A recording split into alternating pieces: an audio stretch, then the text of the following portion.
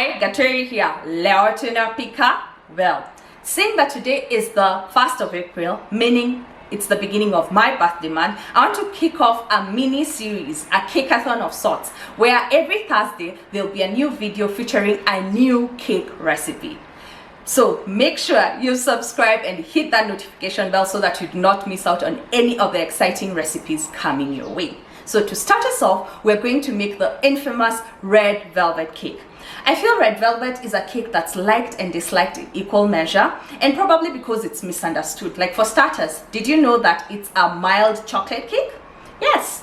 Anyway, so I'll start by saying why it's called red velvet. So red velvet because of the color, but why red? So traditionally, a long time ago, when bakers made this cake, the combination of the cocoa powder and the buttermilk, or mala in our case, used to yield a reddish brown hue in the cake batter, so hence the name.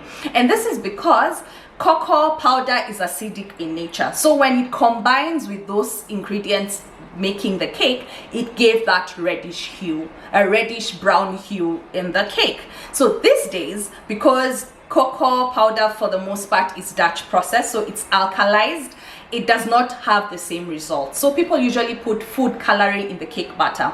So this could be in form of powder, liquid, gel, or even beet juice. So personally, I use powdered red food coloring. So now we've answered the red part of the name. So why velvet?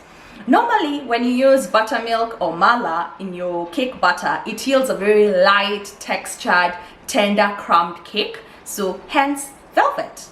And that's why it's called a red velvet cake. So today, the recipe I'm going to show you is extremely simple. Not only is the cake beautifully tender, it's extremely moist and very easy to do. And the good thing is that you do not even need a mixer. You just need your whisk, or even if you don't even have a hand whisk, you can just use your mwiko. So let's get to baking it.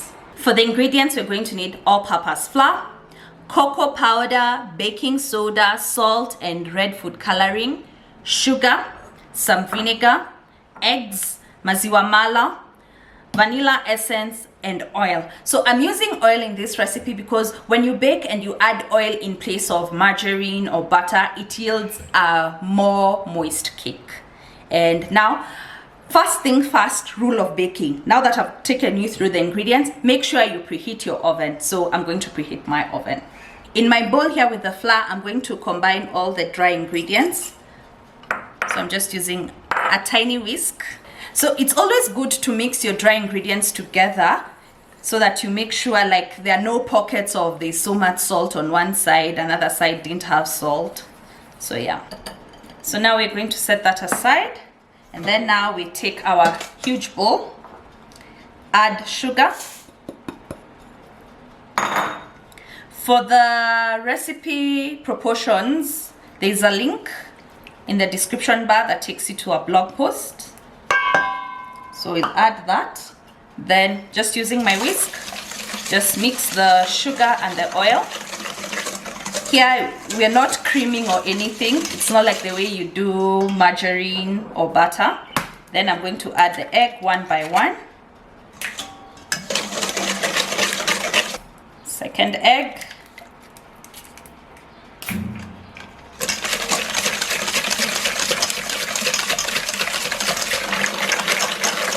See, it's sort of emulsifying.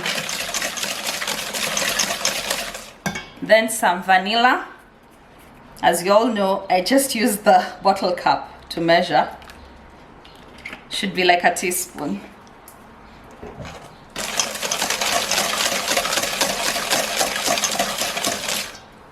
Then the mala. When you're baking, ensure all your ingredients are room temperature. So like if the mala was in the fridge, remove it like 30 minutes before baking so that it can come to room temp. Then the vinegar.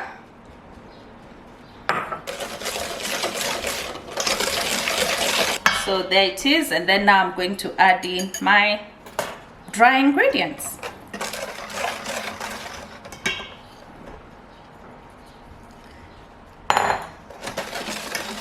As you can see, this cake is sort of like a no fuss. So this I'll just mix until all the dry ingredients are incorporated.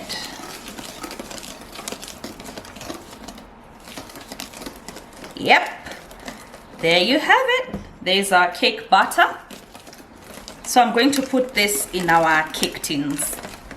So now for these cakes, I recommend either using 3 tins that are 7-inch in diameter or 2 tins that are 8-inch in diameter. Alternatively, if you want to make cupcakes, you can. The recipe yields about 18 cupcakes. So we start by preparing our tins. Normally, what you'd do, you'd either brush it with margarine or butter, then lightly dust it with flour. I personally don't do that. What I usually do is I take some greaseproof paper and then place it on the bottom of the cake, of the tin. This works perfectly for me. So with that, I'm going to divide the cake batter equally into the tins. And since I want them to be more or less the same size, I'm going to use a weighing scale to weigh out my butter. So this butter is roughly a kg. So I'm going to weigh out around 330 grams per tin, since I'm doing 3 layers. I'll put it this way so that you guys can see. Can you even see? Anyway, let me just put it this way. Anyway, about 330 grams per tin.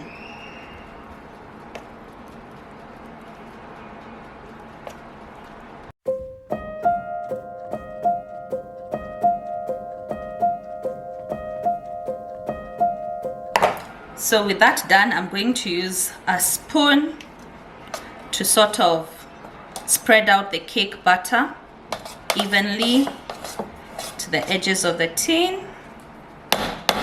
Now I'm going to put the cakes in the oven to bake. Temperature of about 180 degrees C or maybe 350 degrees Fahrenheit. Baking for about 30 to 35 minutes. And the cakes are done. They've taken roughly 28 minutes. If you're going to use the 8-inch tin, it will take about 30 to 35 minutes. So when you insert a toothpick, it comes out clean, so meaning our cakes are done. So we're going to remove and allow them to cool completely. Then we'll make our cream cheese frosting. Traditionally, the red velvet cake is frosted with something called ermine frosting that's made with flour that's cooked, mixed with butter, but we're not going to do that. We're going to use cream cheese frosting. So for that, we're going to use some cream cheese. I have a video on this, so I'll put a link somewhere there. You can see how I make my cream cheese. Some unsalted butter. Make sure both the cream cheese and butter are room temperature and softened. Some icing sugar, and then not pictured here is salt and vanilla essence. So in my bowl,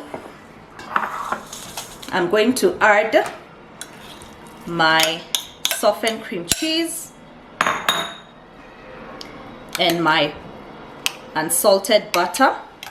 So here you can use your electric mixer to do it, but since I promised you no fancy equipment, I'm going to use my whisk. So here's the mixture, as you can see. So I'll use my whisk to mix everything together. Here what is needed is elbow grease. See? So now I'm going to add my vanilla. Again, as I said, I usually use cup measure, the bottle cup to measure.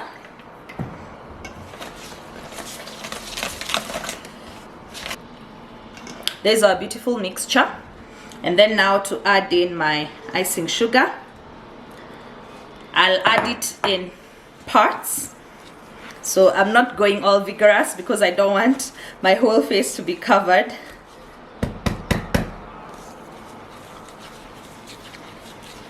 You'll notice once you start putting the icing sugar, okay, first it will look rough, stiff, but the frosting will, what do you call this? It will lighten. It will become smoother. As you can see, you see? The frosting has become smoother. So add more icing sugar. And don't forget your pinch of salt.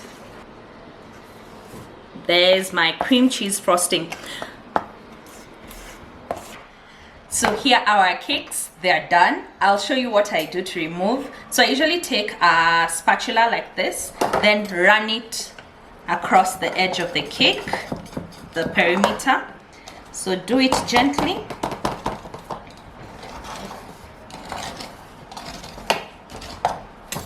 Then you take a cake board or a plate, then you flip. Then you can do a little bit of tap to help it. And there you have it. See, here's one layer of my cake. So I'll do the same for the other two. Now we'll trim our cakes. So as you can see, my cakes, they've not really domed so much, but just to try and make them level, I'm going to slightly trim the top off. So I'm just using a serrated knife. Makes trimming so much easier. And then we'll use the trimmings to help in the decoration. Even as I'm trimming the cake, as in I can tell the cake is so soft. Look, don't know whether you guys can see. I'm using a cake board, but if you don't have a cake board, you can just use a plate. So I'll start by putting a dollop of the cream cheese frosting here. This will just secure the cake. And then the trim side down, place it there, hopefully at the center. Then we remove our greaseproof paper. Look, so beautiful. Then we put a dollop of the cream cheese. What I've found about cream cheese frosting, it doesn't set as hard as buttercream, so it's not good for cakes that are going to travel far, or stacked cakes. For example, if you're doing like a 2-tiered cake, cream cheese frosting is not ideal for that. You'd rather stick with ganache or buttercream. Yeah, so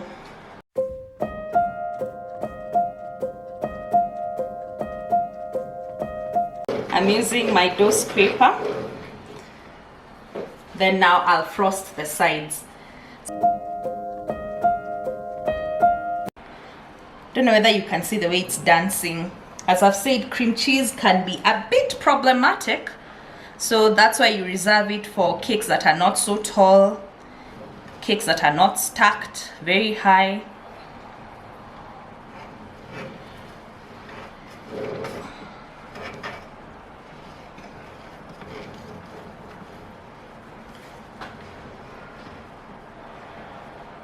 So what I am doing now is putting the crumb coat. So the crumb coat is the one that sets the crumb of the cake. So I'll put this, then I put it in the fridge to set for about 30 minutes. Then I'll put the other coat. So at least with the setting, it won't dance as much as it's dancing now. You can see the way it's dancing. And now the problem is you can add more icing sugar to make it more firm, but now it becomes more sweet. So that's usually the big compromise when it comes to cream cheese frosting. If you want it to set so much, you add more icing sugar, then it becomes too sweet. If you want it to be just the way it should be, it's not as stable. I know. Sard. Anyway, so now I'm going to put this in the fridge to set for about 30 minutes. Then we'll come do the final coat and we're done. We're done. So my cake has set, and now I'll do the final coat.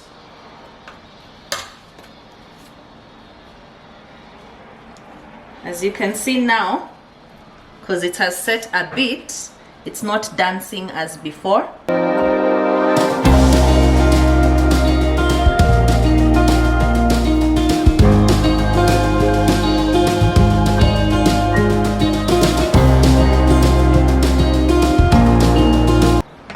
I'll use my scraper.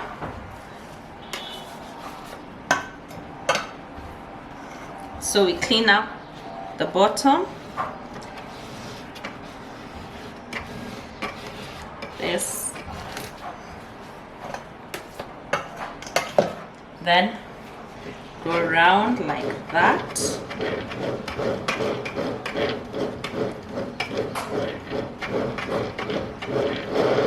Like that. Then here at the top,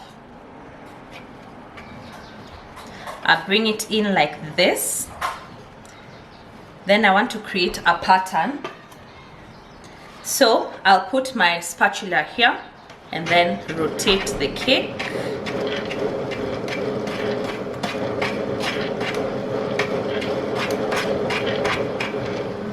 So it's done some spirals. Then now I want to clean the board, then I do the final decorations. So you just put the crumbs like so on the lower, and then here at the top. So signature look for our red velvet cake. Looks so good, I can't wait to slice into it. So there you have it. So I'm going to slice into it. Oh, it slices like a dream.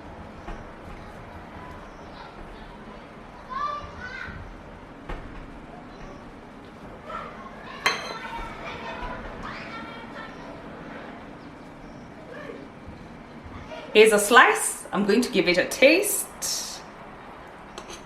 It's so soft, as in like even as you're cutting through with the fork.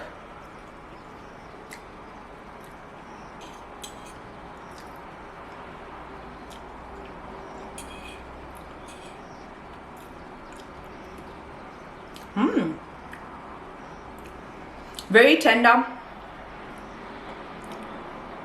Dare I say velvety.